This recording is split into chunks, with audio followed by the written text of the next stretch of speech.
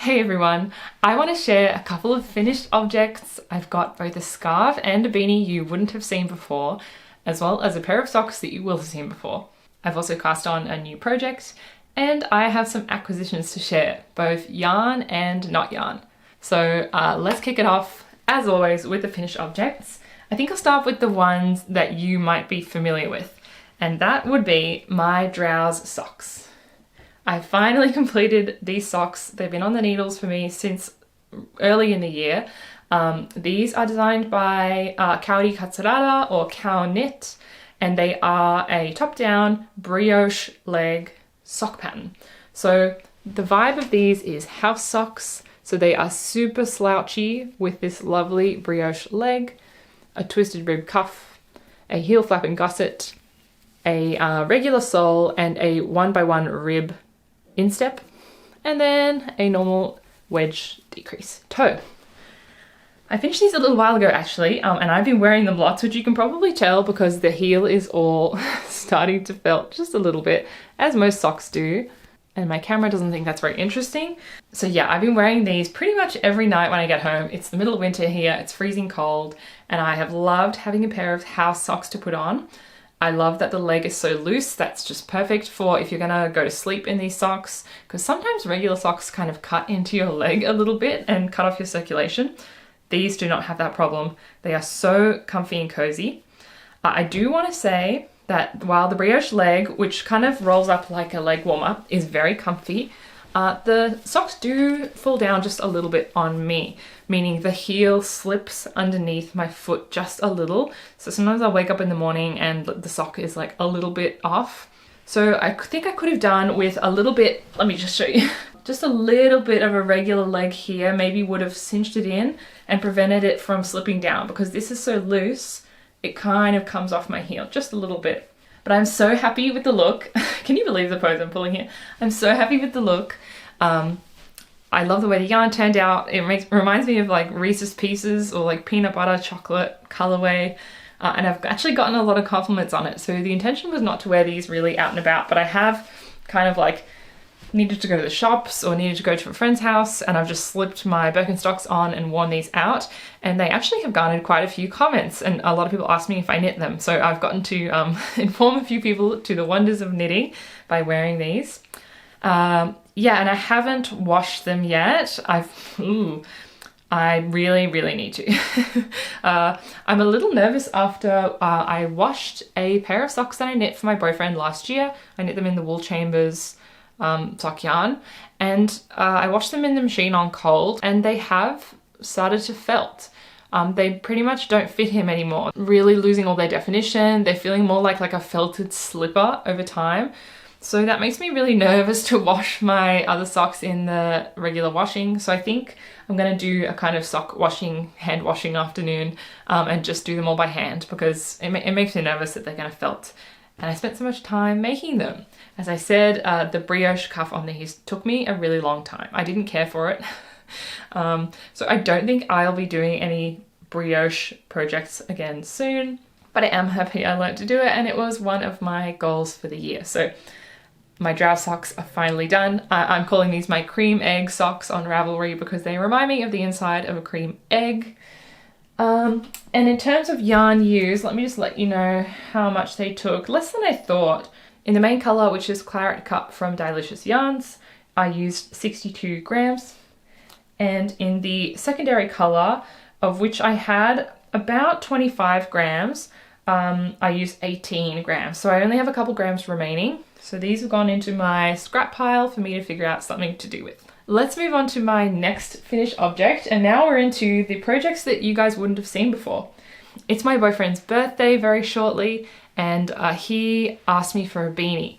So we spent a little bit of time coming up with the pattern.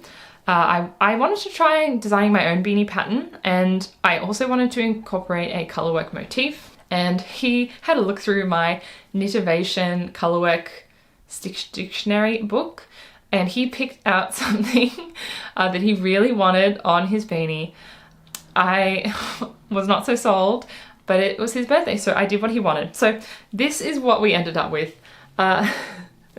This is a self-drafted beanie pattern along with what is called the fat cat motif from the Knittivation Stitch Dictionary. It's a little cat wearing a suit. So cute. And yeah, I drafted the pattern for this. This is a 92 stitch hat in worsted weight yarn. It is a double folded brim, so I did a provisional cast on. I knit the brim twice the length I wanted it to be, and then I attached the two layers together, so you can kind of, I don't know if you can see, but there's a bit of a ridge here where the two layers become one. And then I just knit a little ways for the body and then did a 4-point decrease on the crown, similar to how the Musselburgh hat is designed. I was nervous that he wouldn't end up liking the motif, or after a few years he'd want something different, and if I knit it into the hat then it would be there forever. So our compromise was I actually duplicate stitched this pattern on top. So I got another yarn and I just kind of wove it through following the stitches, and I went across one row and then back up the other way on the next row and so on, like a snake. And so on the inside, it would have kind of colorwork style floats, but because it's a double knit brim, that's all trapped inside nice and secure. And it means that if he ever gets sick of the design, I can quite easily unpick it and pull it out and do something new. So I think that's a really good compromise for still getting a fun patterned beanie that maybe in the future, if he wants to change it, then it'll be easy. This project took me like no time at all. I think I got this done in less than a week. It went by so quickly. I had a lot of fun doing it. I really like gift knitting, so especially when someone's really excited about the gift. So for me, that just flew by. What you might be wondering though is about the yarn.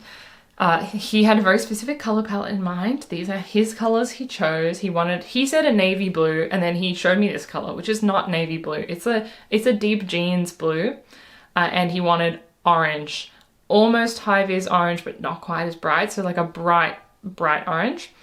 And I didn't have either of those colors in my stash, and I've been knitting from my stash all year.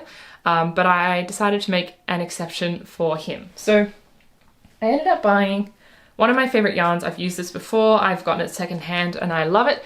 This is Fiddlesticks Pepin 10. It's a 10 ply, which is the equivalent of a worsted weight yarn. And it's a superwash, 100% wool. This is the orange color. I only used a small amount of it, and I bought 2 balls of the orange. And of course for the motif, I only used a couple of grams of it. So I have 1 full ball and then another almost full ball. And for the main color, the blue, I bought the exact same yarn. So this is all that I have remaining of the blue yarn. I have 5 grams left here, very much scrap quantity.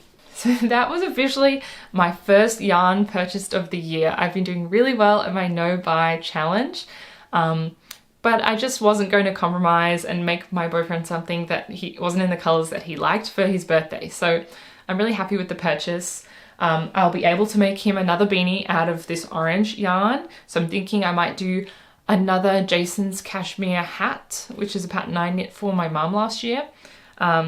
And I think it'll be the perfect amount. So he'll get a second beanie out of this, and I'll have almost no scraps left over. So I think that was a great compromise. It also meant I got to go to my local yarn store, which I love doing. So that was a lot of fun. The hat fits so well. I'm going to screw up my hair and demonstrate it for you. The hat fits so well. It's really comfy and loose. And what it's taught me is that my beanie that I knit myself has a lot more negative ease, and I think it's actually too much. I realize now that my beanie feels really tight and kind of starts to give me a little bit of a headache. So I think my next beanie I'm going to knit myself, I'm going to take a leaf out of this book and I'm going to make it just a little bit bigger. I think that's everything I have to say about this gift knit hat. And that brings us to my third and final finished object. So when I was buying that yarn at my local yarn store, I also picked up one little bit of yarn for myself. And that yarn was Concept by Katia 50 Shades Mohair. So this is a mohair line by Katia that just has a whole range of really plain colors. It's a silk mohair, super thin. And this is the color number 1. That's the lightest one. It's basically a white, I'd say it's a warm white. These come on rolls of 20 grams. And the reason I purchased this was to go with some scraps which I really wanted to knit a neck scarf with. And those scraps are these two here. I got these secondhand, and these are, to my knowledge, Hedgehog Fibers skinny singles. So I was lucky enough to pick up a whole bag of scraps on Facebook Marketplace last year, and it included a lot of yarns which look a lot like Hedgehog Fibers. So they are all these beautiful bright neon colors, and they are really speckled and randomly variegated. I have a whole bunch, but these two in particular are the lightest and the brightest, so they're just rainbow speckles. This one is a slightly cooler base with blue and pink speckles. This one is a slightly warmer base with a neon yellow, green, and pink speckles. I thought they would go great together in a little Sophie scarf, but I wanted it to be fluffy, hence the mohair. So all of these together knit up to a beautiful, maybe slightly heavy DK weight, and I was able to make myself my vision of a confetti speckled rainbow kind of like birthday cake style neck scarf. And here it is. So I say it's a Sophie scarf, but I actually still use the pattern that I used for a version of this I did last year, which is The Simple Thing by Melina Brell. But I definitely took a lot more inspiration from the pictures of the Sophie scarf pattern this time. So I did a much longer, skinnier tail. I increased less frequently. I think I increased every 8 rows. But I still did an I-cord edge and a garter stitch body. So this is how it looks. I'm so pleased with how the yarn worked up together. It's a really subtle rainbow speckle, and it's super, super soft. I have no trouble wearing this against my neck, which is the problem I had with the neck scarf I knit myself last year.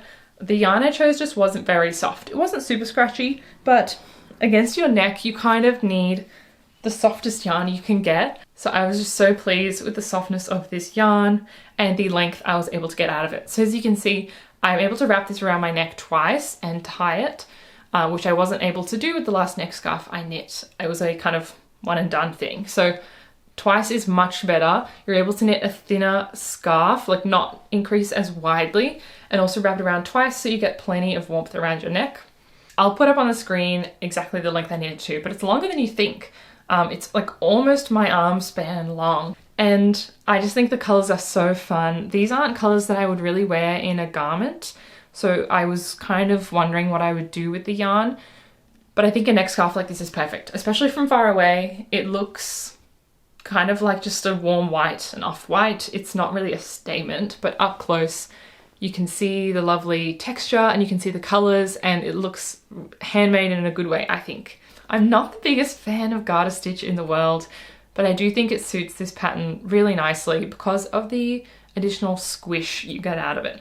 So it just makes it really luxurious feeling and very soft and warm.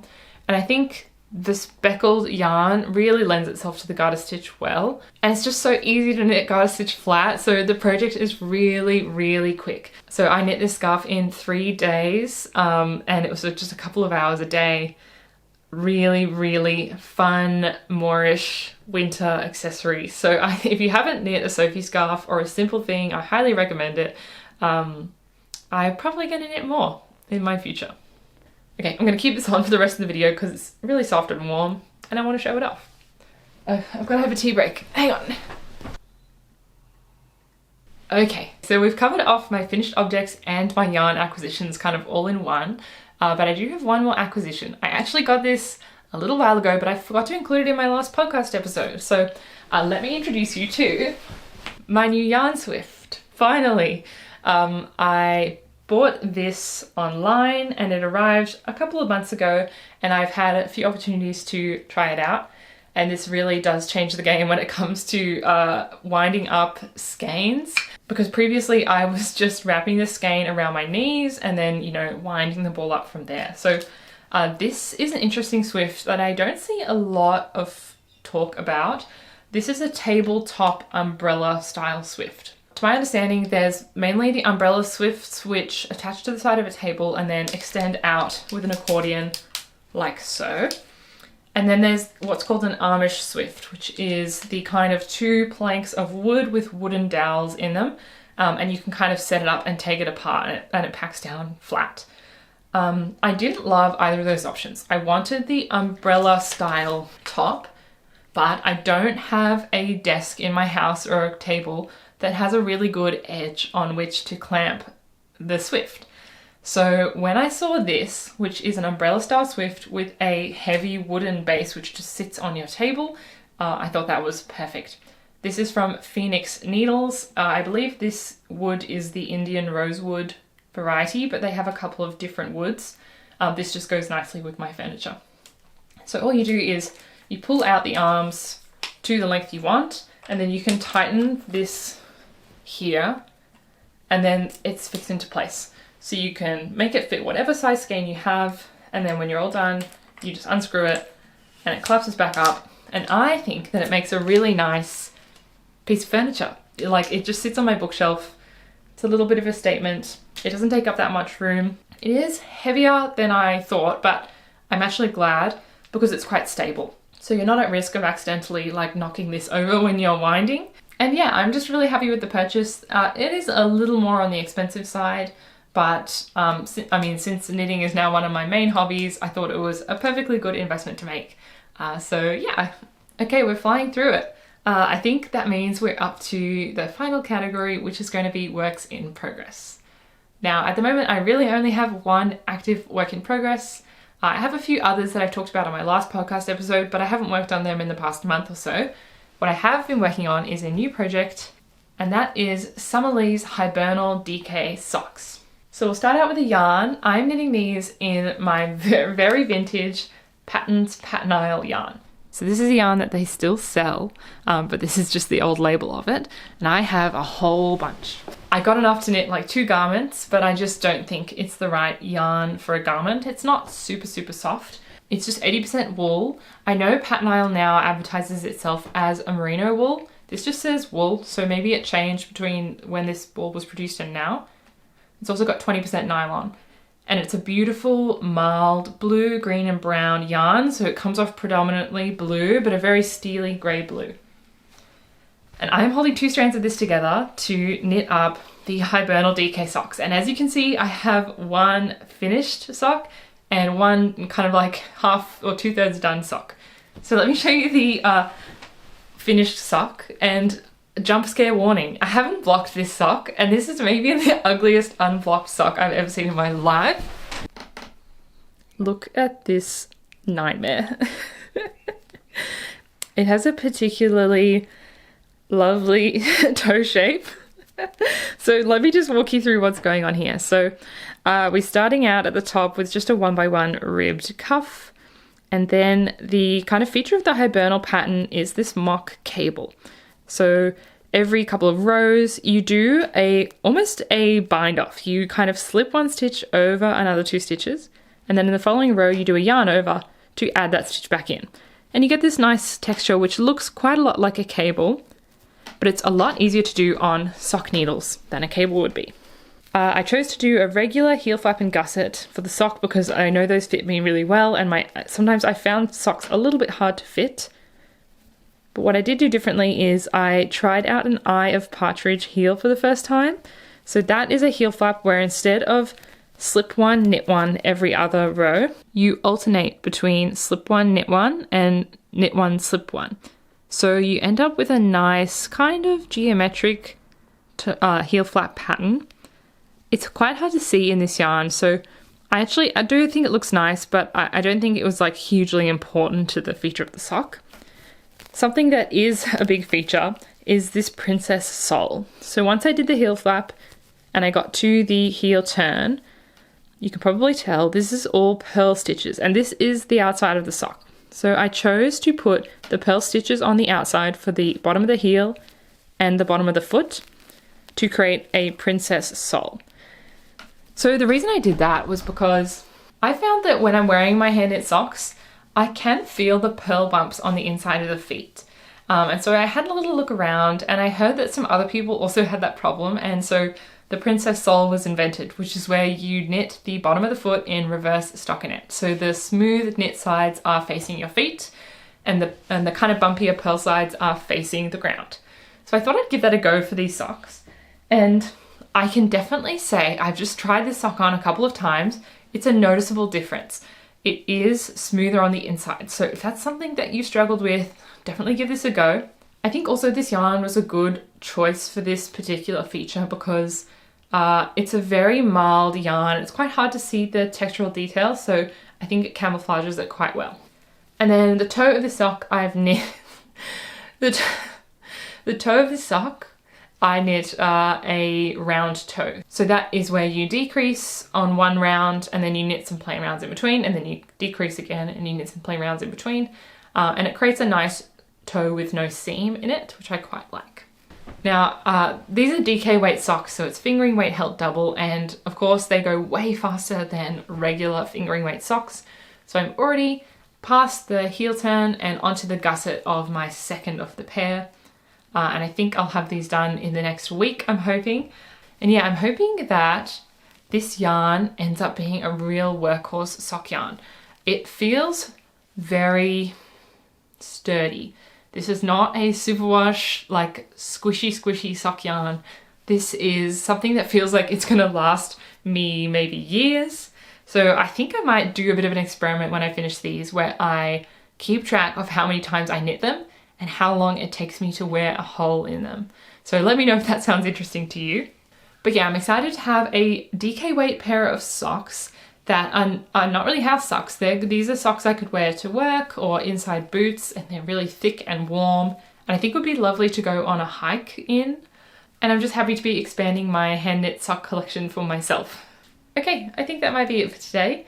3 finished objects, 1 new work in progress that's almost done, some yarn that I've bought and then almost immediately used up, which is a big win, as well as a new yarn adjacent tool in my Swift. So I think it's been a really successful last few weeks. In terms of my plans for the next little while, I am at a bit of an impasse where I haven't decided what my next garment project's going to be. I've talked about in the past a couple of ideas that are really at the forefront of my queue. I've got yarns picked out, I've got my pink yarn, my red yarn, I've got some patterns that I'm really keen to knit, but I have lost a little bit of motivation to do some of those winter sweaters. Even though it's the middle of winter, it's freezing cold, it would be such a good time to do them. I'm finding more and more that I'd like knitting things out of season. Like all summer, all I wanted to do was knit my winter jumpers and my winter accessories. And now I'm thinking about spring and summer and the tops that I want to make this year. I want to make some summer tops for the first time. And just having gone through all of my yarns last week, it's got me really excited about some yarns that I hadn't really considered before. At the same time, I do want to knit something that I can wear still while the weather's warming up, so maybe like early spring. And I'm thinking ahead to my trip I have planned to Europe at the end of the year, where it's going to be pretty cold. So I want to make sure I've got something nice to wear and something nice to knit on my trip. So I've been doing a lot of thinking about what I'm going to knit next. So hopefully in my next podcast episode, I'll have made that decision and I can show you guys what I'm working on. I've also signed up for a test knit, so if I get that, then that will be the garment that I need to focus on. I'll be going away for a whole month, so I've got to make sure that I've got my ducks in a row, and I'm ready to have some spring and summer knits done for me to wear when I get back. So yeah, if you have any tips for finding the motivation to knit or deciding what to knit next, I'd be really open to hearing it, so please do let me know. And if you have any questions about any of my finished projects or something that I didn't mention, please feel free to ask. So until I see you in my next episode, happy knitting!